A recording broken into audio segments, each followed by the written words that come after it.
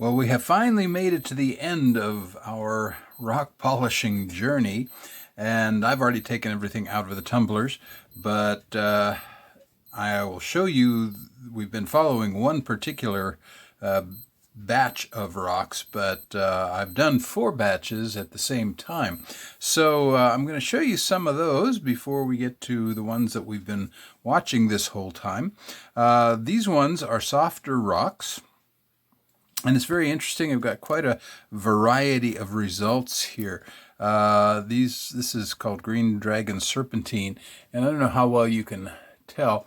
But this didn't really polish very well. It's very smooth, and it's got what I would call a matte finish.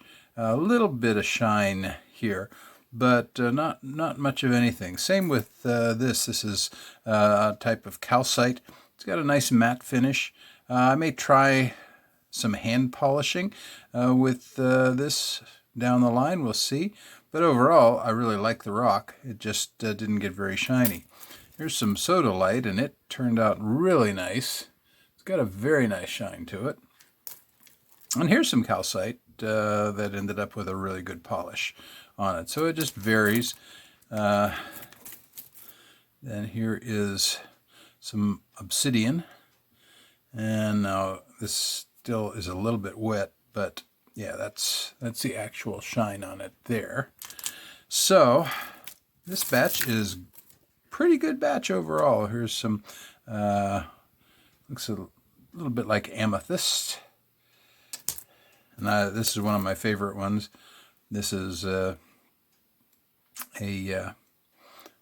clear quartz, and I just love how it looks like a chunk of ice. You could drop that in a drink and somebody might think, boy, that ice never melts. So, okay, and here is some fluorite. Fluorite damages really easily, as do most of the soft stones, but this one has come out pretty well. Let's move on to another of the soft batches.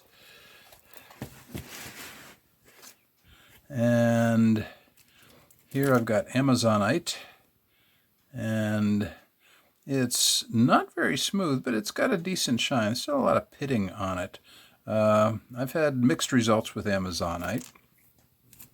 One of the most challenging of all rocks to try to polish, at least in a tumbler, is Labradorite, because it just tends to have a lot of issues with fracturing and with little fissures, and it's hard in a regular tumbler. But you can see why so many people, particularly beginners, really like this rock, because it's got this iridescent look to it, and it's just a lot of fun to see it once it's finished polishing. You know, I would say these are mixed results. They're okay. They're not great, but it's probably the best batch of Labradorite that I've ever done. And this is also something where I may try some hand polishing to see if I can get rid of some of those flaws. I always like this aventurine. It's got kind of a sparkle to it. And there are a lot of little pieces here. These really tiny ones are ones that I was polishing for a friend. They're just little fragments that she bought as fragments, and she was wanting to see if they would get any smaller, and they really didn't.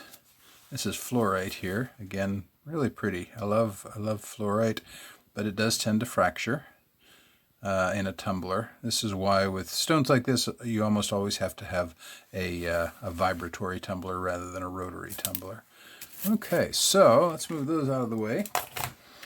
Now here's a batch of the hard stones, and most of these are going to be agates and jaspers and some tiger eye. There's some beautiful agate here. And these all polish really nicely. This one's kind of cool. I found this in my driveway, and I said, that looks like a stone that might take a polish, and it really did. It really looked kind of grungy when we started with it, but it looks nice now. Okay, this is some emerald, obviously not the kind that you're gonna get a lot of value out of, but that's it took a little bit of a nice shine here. Tiger eye is one of my favorite. This is red tiger eye, and it really has a nice look to it. Here's some jasper.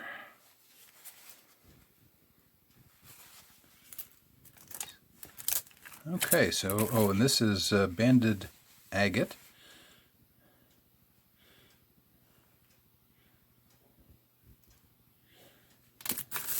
And I've got them all different sizes and just all different colors. Got a little bit of a sparkle with this one. This is the best part of polishing, is when you get to, it's kind of like opening presents on Christmas. By the time you've spent a month watching these, this is smoky quartz. Okay, so now the unveiling of the batch that we actually have been focusing on. And let's see what we've got. Again, more tiger eye. I just love the look of that. There's some really nice pieces. This is some what's called brecciated jasper.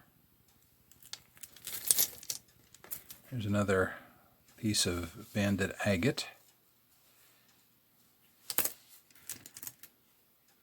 And some more brecciated jasper. Here's another piece of that.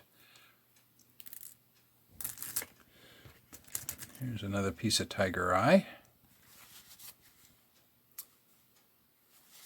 These all took a pretty good shine. And this is the green tree agate. Shape is still pretty rough in places. I could have made that smoother by keeping it in that first stage longer. Again, some people who tumble will keep their stones in that initial stage for sometimes 2 to 3 months, just however long it takes to get a nice rounded look. Again, as I said at the beginning of this, I really prefer a natural look to the stones in terms of the shape, and so I don't keep it in stage 1 very long, because I really like just how they look when they're in smaller fragments like this. And so that's where we go, and that's pretty much the end of the story for this batch. Now what I'll do is I'll take them, and some I'll just sell outright, some I'll make magnets out of, some I may make pendants out of. Just all depends. But one thing for sure, I'll be starting a new batch probably today. So I hope you've enjoyed following along in this process of polishing rocks, and I hope that you'll give it a chance to maybe be a hobby of yours, because it's a lot of fun, and it's great seeing just a different aspect of God's creation as you look at these stones and the colors and the beauty, even in something as simple as rocks. Thanks a lot for watching and for staying with me during this time, and I will be back with some other videos down the line. I'm Jim Pence with See the Light, and thanks for watching.